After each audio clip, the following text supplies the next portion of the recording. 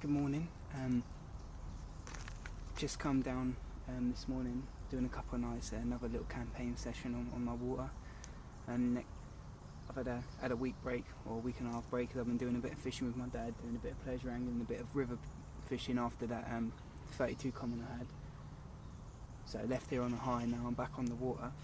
I've just got it down at about 7 o'clock, half 7, and I managed to find it's my favourite swim. It's swim 19. Luckily it's one of the only ones that are free, but crept down in there, having a little look round before I plotted. There's not much to go by really, but I've seen some fizzing and a few fish topping over here, which is a really good sign. So I've just got everything ready and sort of rigged up quickly and just fuzzed the rods out on where the fizzing is. So this is similar to what I've got, one on nutcracker and all, one on pink, one on yellow, and one on white. Oh, another fish fizzing over there. See, I've got the you can see that I've gone for pop-up maize rather than corn, just because it's a bit more of a sight. I think this time in the morning, I mean, it's not a morning water really, it's more just straight innate, but you can nick a bite sometimes. So there's the rig. It's a fluorocarbon rig, 15-pound fluorocarbon, size 4 curve shank on the deep. It's been doing the business. Tails lead down to 4 ounce. I like heavy leads, 4 ounce leads, and then just a little length of lead core, because sometimes you have to blast it here. But so what I'm going to do quickly, this is what I've done, is just literally get a boilie and a half one, just crumble it up, and the whole one just split in half, 3 bits, tiny little package. I'm not trying to bring them in, I'm only just trying to nick a bite, just make a tiny little PVA bag. Oh, it's beautiful here down there this morning.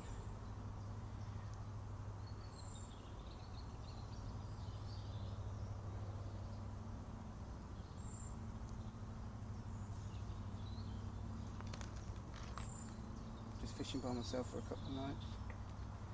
Been fishing the last 3 days down the river, and did one day at Cranbourne Lake and had 20 fish, little scamps, little mirrors and commons. Then did a day down the Severals after the barbour and chub. Had a few small dace and a few small chub, nothing major. And then a day on Christchurch Quay. My dad had a nice chub and had some nice roach, but also I did lose a fish right at the end of the night. Yeah, was on for a couple, sort of 30 seconds, and then actually snagged me on a bit of rope, so I was gutted.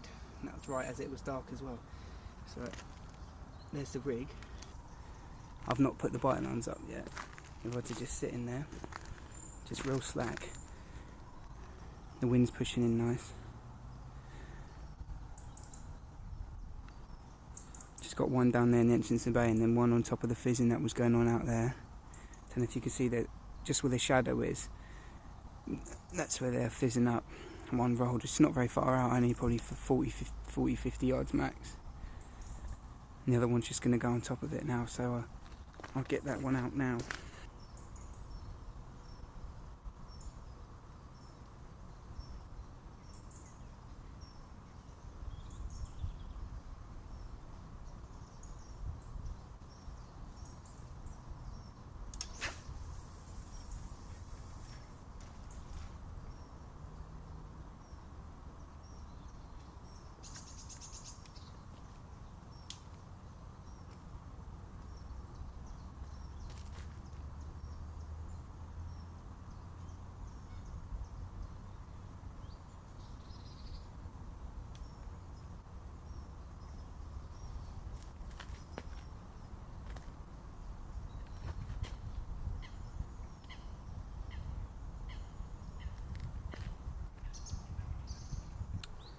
Hopefully I'll be able to get a fish. So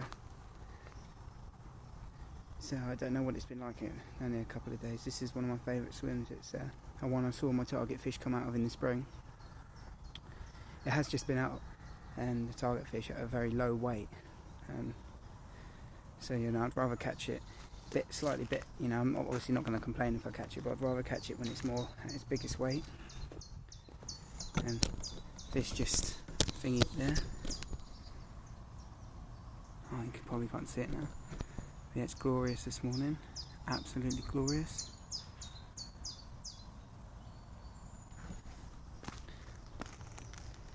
Got me ever faithful nutcracker. And the last with me, I've got the last probably 1.5 kilos of cell and 1 kilo of hybrid. My last mainline bait that I dragged out the freezer. Get rid of it, put it in there. Done with it, done with mainline at the minute. It's done me well over the years, but onto pastures anew.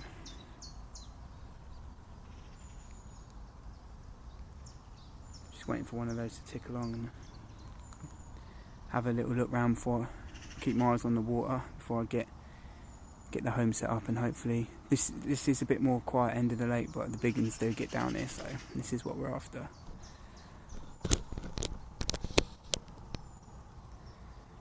Tight lines.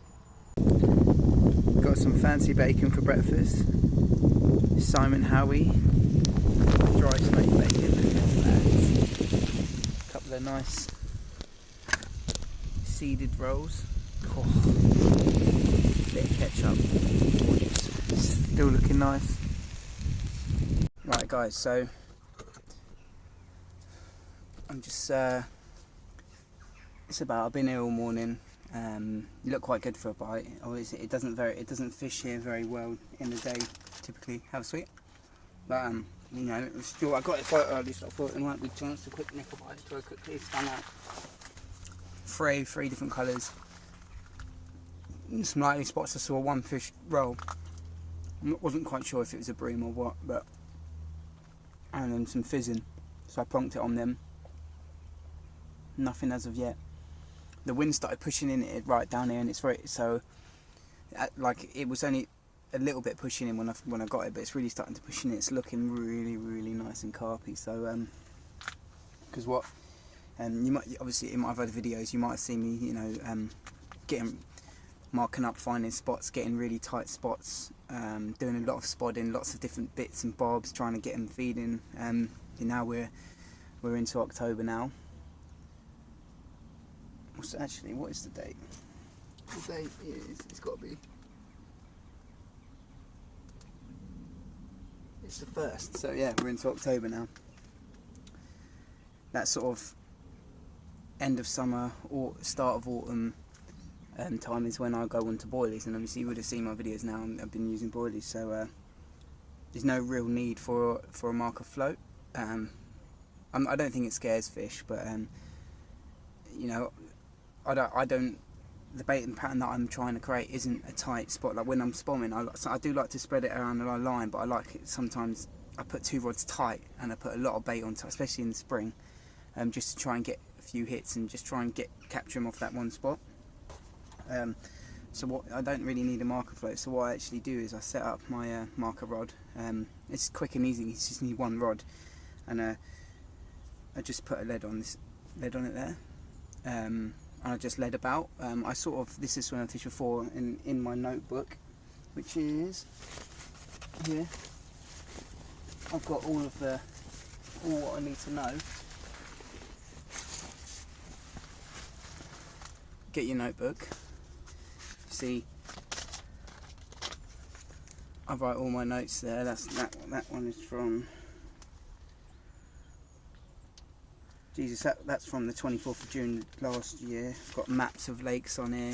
So you can see that the lighting's quite bad. Got everything in here. So yeah, back in the spring. I know that there's a nice little bar right here, and my middle rods is 9 1/4 wraps to the bar. So I could just wrap that up, but I've got time to play here, so I'm going to have a little play around. But yeah, so I've got all that information in there. But if I came here dark and I didn't have time to play around, I could just look at my book and get it all in there. Vital piece of kit, notes, baits. I put what bait I called it on, what rig, what depths, what spots, all that sort of stuff. it's all about unlocking I mean, see, I've done quite a lot of time down there, and I know the lake relatively well, but it's still my first season. It is a big lake, 25 odd acres, and it's big, so you know there's there's still swims I haven't fished, but you know, I try to get around as many as I can. This is my favourite swim. I actually haven't caught any fish out of this swim, and it's my favourite, which is weird. I did do a quick overnighter a few months ago with my mate Steve, and he had a nice little 18 mirror, nice dark scaly one. And this one morning I got here at 5 o'clock in the morning, and I saw my target fish and being caught. I helped a guy weighed it up at 40. That's why probably it's my favourite. So it's nice intimate fishing. You've got a tree line back there. I'd say probably at about 90 yards, maybe tucking just 100. You've got a nice bay over to the left, and then the bar about say 30-40. So there's lots to go for. I find that I'm trying to find deeper water, and like I say, don't really need a marker. I just feel down for the drop to feel how deep it is. Like, I'm all about feeling down, and something which I take for granted in fishing, or what other people take for granted. But I mean, even on some difficult waters that you see around Ringwood and stuff like that, people still haven't learned that feeling down, because you can feel the depth, you feel what bottom it is. It's such a vital thing, So this is what I'm doing. Anyway, I'm going off. Anyway, so this is what I'm doing. I've just got my lead. It's a 3 ounce sort of. I don't know if it makes much difference, but it's like a feature finding lead, and I just put a quick link on there and just a little silicone sleeve. So what I do is I'll find the spots, and if you wanted to spob over it, spob. I like putting boilies out of the boilie stick, but the seagulls on here, you know, a couple of boilie sticks in there have it. So sometimes you have to spob them out, which you don't mind because you just spom around the area. You know, I want a nice area, just boilies here, boilies there, getting in rooting. You know, I've got quite a bit of bait with me. I've probably got 5 kilo with me that I'm going to bang out. I've got my nutcracker, but I've got a few extra kilo of cell and a bit of hybrid as well, which is just left over from the freezer of my old mainline bait, which I was using early this season in my spod mixes and that. Really sold on the urban bait. Obviously you would have seen me have that 32-pound common, one of the targets, so that's buzzing to catch that fish. You know, first time on the campaign session with the new bait, and you bang that plus a 25 and a big old catty, you know, it sort of does it for you. First time I used it at this other little sort of nature reserve lake I'm fishing, I had this nice 20 what big is it, 25, 23, I can't remember how big it was now, but 22. Oh, nice mirror. So it hasn't let me down as of yet, although didn't get me a barbel on the river the other day. But you know, you know how the barbel thing is, like the carp. I've been doing a bit of barbel fishing. It's hard work if you don't know the areas. Right, could be fishing for miles without any barbel. Did have some nice roach and a nice cheeky few chub. But anyway, moving on. Yeah, so you can swap that for your spom or whatever, and it's just gonna go have a play and see what I can find. I mean, I know the swim relatively well, but you know, haven't fished it for a couple of months. See if what the depths are like and see what's going on. So wicked. So I've found my spots down in the bay. This is what I'm going to show you. So as you can see, we've got I'm sort of the left hand side, the corner of the lake. There's the island. You've got that island in the middle over there, and you've got the ropes along there, and down there, a lot further down that way is where I had 30 a few weeks ago. Right, so along here it's about 10 wraps. There's a bar of gravel. Then as it comes off it, either side of it, there's some nice softer silt, slightly deeper water. In the spring, on the bar, all fish boshing. So you can go around, and anyway through here is the bay. You know, the fish do like to get in there, and I'm basically on the entrance. So I'm going to stick one bang. I've had a little play around, and there's a slightly firmer spot. I don't want to go too close to any of the snags because You don't want to end up getting snagged up, but I had a little led around, and there's a nice, his home, little firming spot. That's only 6.5 wraps out in the channel. So if you can see here in the channel there, nice firm boilie all over that. So anything that's coming in and out of this bay at night, hopefully will be intercepted by that little trap. That's the left hand rod.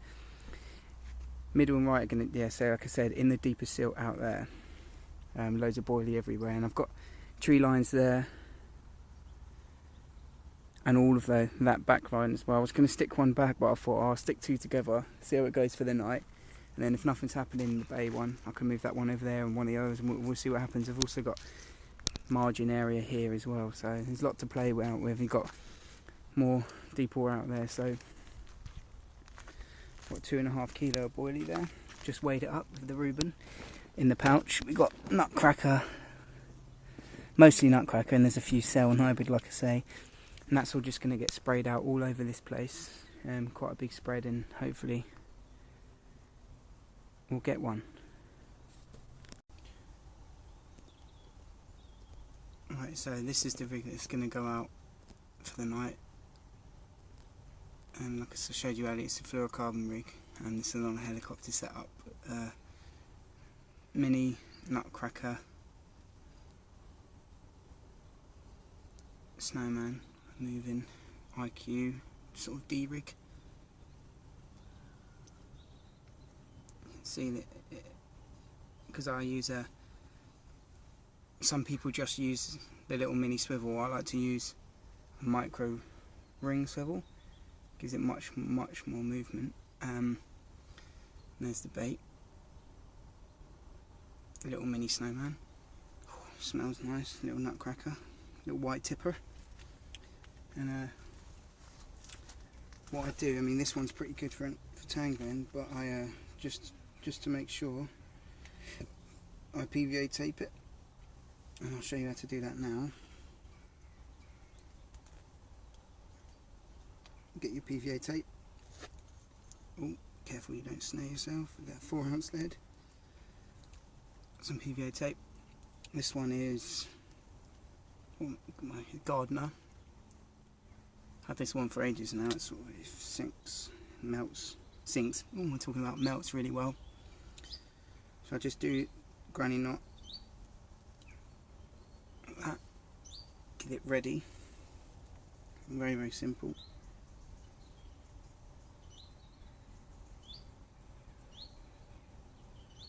Thread your boilie through.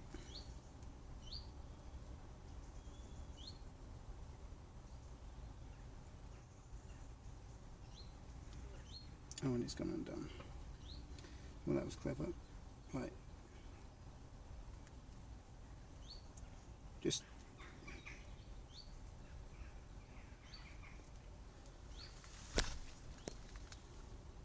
so we have it there. Get it right, close it down, get it into position, right on the point where it's supposed to be.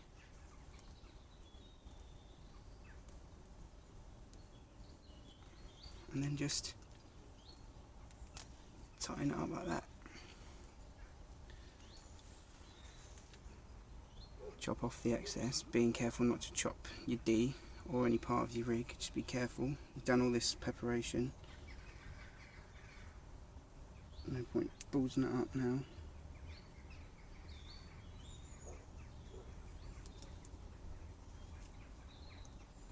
So that's that, and you can see it just sits in position where it's supposed to be, right on it. Little beauty, that will melt and just sit up beautifully. And then what I also do, if I'm long chucking, then that'll be it. But seeing this is a little quick chuck. 1 second. Got my little pouch. Another little tip. If you're putting up, even if you're spomming, this is it's a little sort of pouch you clip around. The old when your boilie's sticking out, and I'm just going to put just a little PVA stick with it, one of each. Just push them out.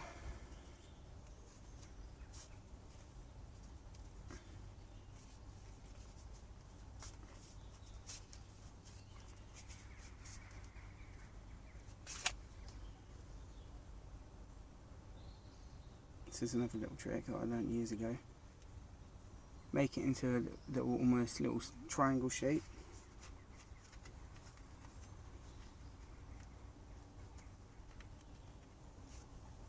Do it proper tight.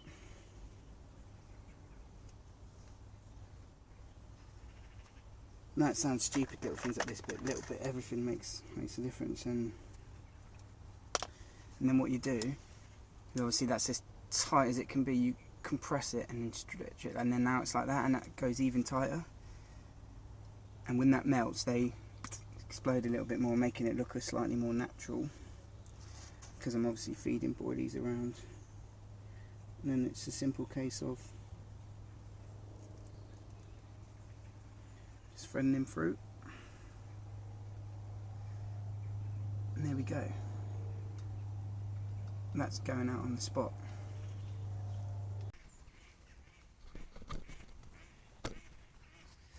Good morning. First morning of my 2-day session, and I'm fishless. And this does happen a lot of the time here. Sometimes can nick a quick bite on the first night. This is the area. This is one of my favourite areas of the fish. It tends to be where my target fish comes out quite a bit. Years ago, it never used to get caught anywhere but this area. Now it does move a little bit further down, but generally the bulk of fish are more down that area by the rope where you see me fishing before.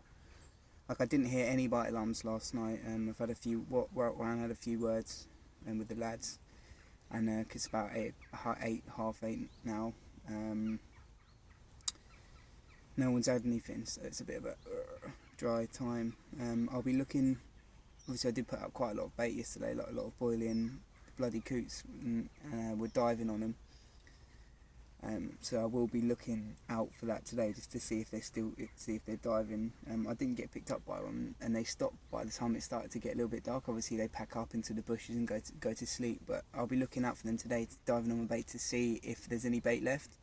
It's a really good indication if there's been any. I got up crack of dawn in 4 o'clock as usual. I mean, 4, to be honest, was a little bit early, but I did have a bit of an occurrence on the middle rod. Bobbin pulled up down. Well, I don't know what it was. I'm not going to bring my rod in just for that. But I'll be investigating that a little bit later, having a look, seeing. I mean, I know there's nothing wrong with the rig. The mechanics are perfect. The hook is as sharp as a hook can be. I sharpen them all up myself. So we'll see what happens. I mean, even last session when I had 4 fish, I didn't have, at this point I had the first fish at about 9:30 in the morning, so it can often be like that here. The first morning you don't get much, so we'll see what happens. Like I said, it's I'm now, you know, I've done quite a lot of bites out of it this season. I'm not fishing for numbers, I'm fishing for the one fish. So blanks is something, and the tactics I'm using, obviously bigger fish tactics with more sort of 20mm boilies, more big boilie baits. It's blanks are going to be on the card. It's going to happen. So it's something that you get used to. It's all part of carp fishing. But you know, I've still got a night left, so it's not blank yet. We'll see what happens, as long as I don't get any catfish or bream. Don't mind tench. Had that lovely £10, 12 tench early in the season. I haven't seen. I think it's the only one that's come out this year. There's hardly any of them in it. Every one of them that's in there is proper beast. So love to have another one of those. I think I'll never catch a double tench again. That's a fish of a lifetime, so I'm buzzing to get that. See what happens, see if I can get out something. A nice 30 scaly mirror will do. Another 30 common. Or that target fish, or one of the others. There's a few on my hit list, but I don't want to give away too much information. Yeah, I'm just having a tea, just keeping my eyes on the water as I do, just watching the water, just doing my thing. We're in the 2nd of October now and it's still pretty warm. Like, I mean, I went to bed with the beanie on because I thought it'd be really cold. I had to take off, I was too hot. It wasn't fully zipped up in my bag, so it's a little bit chilly, but I'd imagine this morning has been slightly more mild than some of the others. I've been lucky, but and the wind stopped. The wind was pushing right in it, but it stopped now. So I'll show you around. Something that people ask, what stuff do you need for a carp session for more than a night? What do you need for carp fishing? Blah blah blah. All these questions that I get asked. I'll show you around the swim and the vital bits of kit that I use. I think are like you can't go without them. I try to cut down as small amount of kit as possible to be as mobile as possible. I like to get up on this lake. You can't do it as much. Get up and move around to get on the fish because of how busy it is. If you guys have left a little bit further down, and but like I said, nothing's really come out. I can get a good view of that side from this side of the swim of that lake, and I'm keeping my ears out for things. You know, is it worth a move? Yeah, probably not, because no one else. If the people had been catching, I could see fish showing down there or not. But like I said, this is a good area, and if it can switch on, the bigger girls do get down here. They love it. And the only place I heard fish crashing was in this bay, which is sort of cut off. I waded out. Wait, let me show you. If I can switch the screen. Light's still a bit weird this morning. So I waded out there. You see that, if you can see, let's get right around. So around there is, see, it's real foggy this morning. Around there is a nice bay, and there were some fish lumping out, and they definitely weren't cats. It was more carp lumps rather than the cat tail splash. So what I did, you can see the water is, well, you probably can't because of this, but the water is gin clear. So I waded out there and casted one as far as in to the bait as I could, with some bait over it, but I hadn't had a touch. So you know, they're just not feeding it this morning or today, but hopefully it might come on.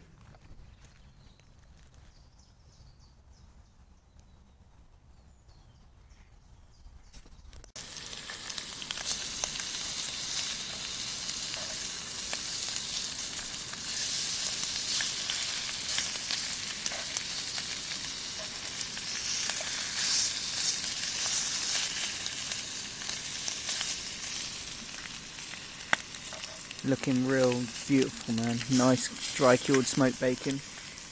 Gonna have them in here. Got a load of chili pesto because I'm mental. Starving. Right guys, question that I get asked a lot is what tackle you need to take for carp, for doing carp like fishing long sessions, or not really long sessions, but I normally, you know, I don't ever really just do day sessions. Might do in the winter, but I'll do nights, or at least one night, quick overnighters, things like that. So you always need your bivvy and all your bits and bobs. So I'm just going to show you around the swim and all of the bits that I think you need, which are vital. I always have my swim out in the right place. So we'll go around the swim first. Let's have a look.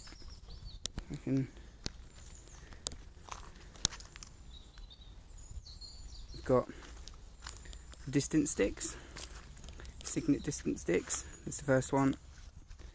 They're a vital piece of kit. So if I just turn up just to do a quick overnight, late from work and it's already getting dark, because I look in my diary, I know how many wraps it is. Every time I to a new spot, I can just 18 wraps, bang bang bang, get it out on the spot every time. I have the unhooking mat. I've got my flotation sling there. My little bucket, my Coleman lid, I always use that as a bucket, so you don't have to bring an extra bucket. Get loads of water in there. Have my waders out always. I like to wade out, because of how shallow it is there, I like to wade out. And obviously for water shots and putting fish back and all sorts of bits and bobs. I also keep a spare That's a more old school tracker sack. You know, if I just catch one, obviously I'm going to keep it in the flotation thing, but if I've had two, then I'll put it in there. They're, you know, they're more than safe. Obviously I've got my rods here, all set up. One's in, 2 of them are out, waiting for a bit later to get out. It's really, really hot. I have my net there, always within reach. So we've got here is I've got my other rod here, and this one is what I showed you earlier on the video. This one's got set up just for lead, just in case I see a fish boshing out or something and I want to find out what's on the bottom, see what's it all about. It's quite hot, I'm actually drying out some socks and thingies, so use your bivvy when it's hot, put them on top of your bivvy. I always have my stick, boilie stick. You can't do any boilie stick in here at night, or in the daytime rather, because, right, bear with me 2 seconds.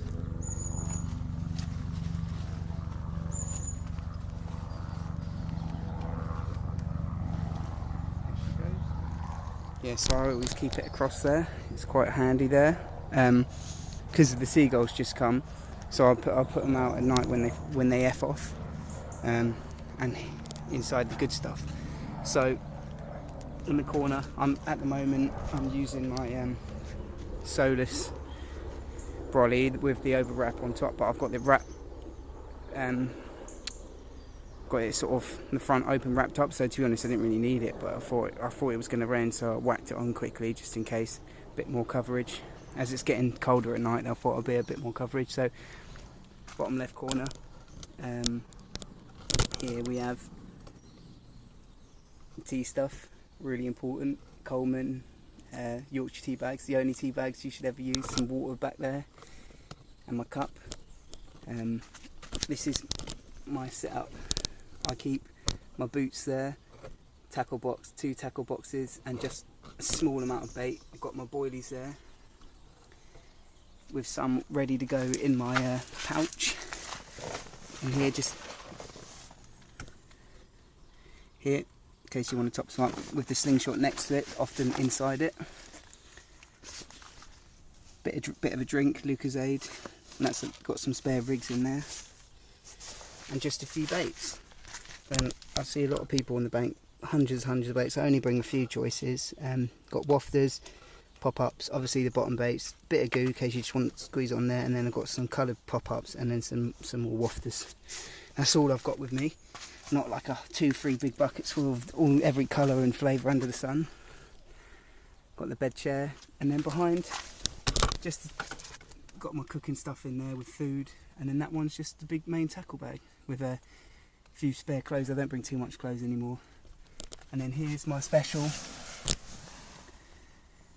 mobile power solutions, custom built for me. This is like a power pack with my iPhone charger, and that's to charge my phone. Hat, toilet roll, and there's some wipes down there as well. That's all you really need for a session. There's a little look at my crib. Oh, my phone's going off. Probably eBay or something. So yeah, that's what you need. Vital pieces of tackle.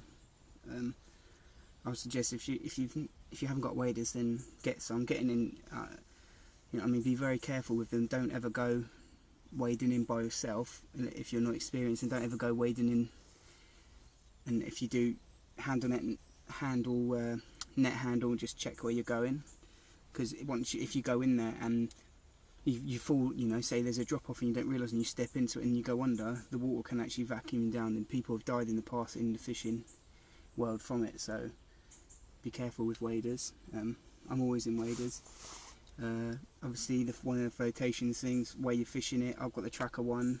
Some pikey nicked mine the other week, and if I find you outside my house, I'll kill you. Just putting it out there. Anyone that touches my tackle, dead.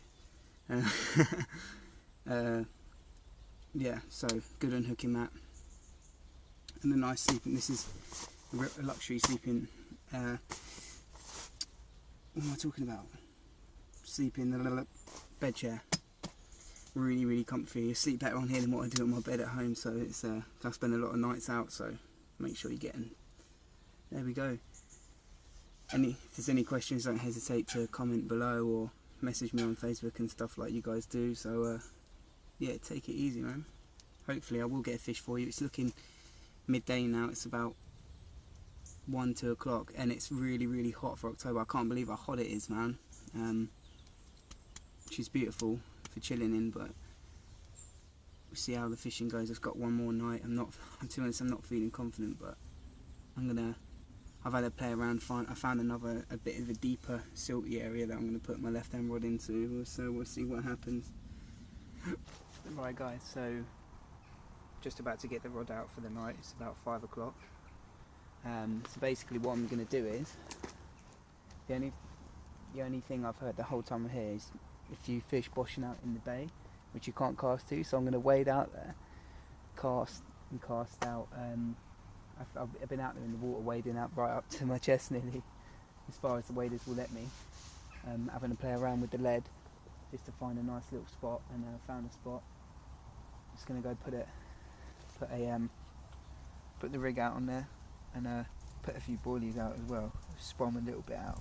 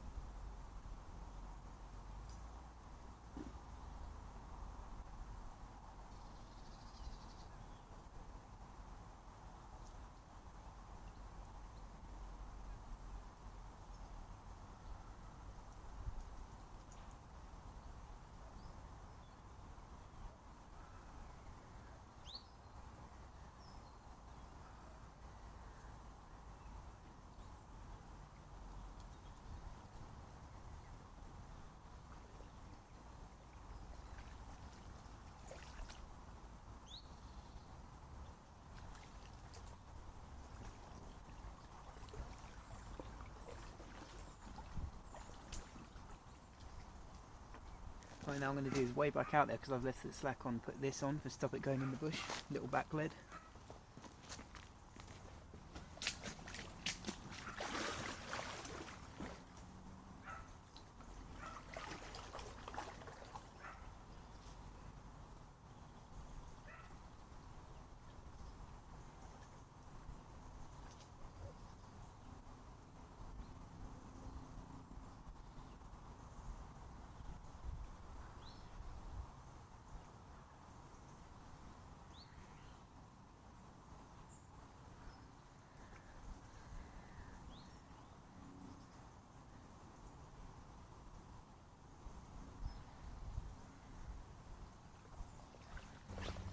Now for some bait.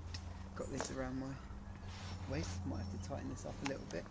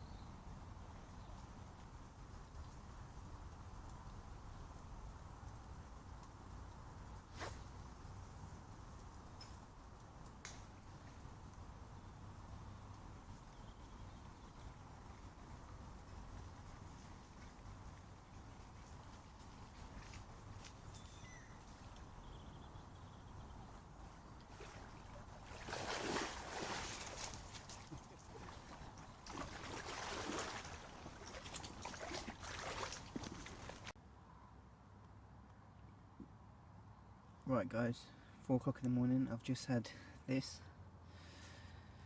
catfish. I'm not going to weigh it, I reckon it's probably high double. Got a fat old belly on it. But yeah, there we go. Not what we're after, but saves a blank I suppose. Still time yet.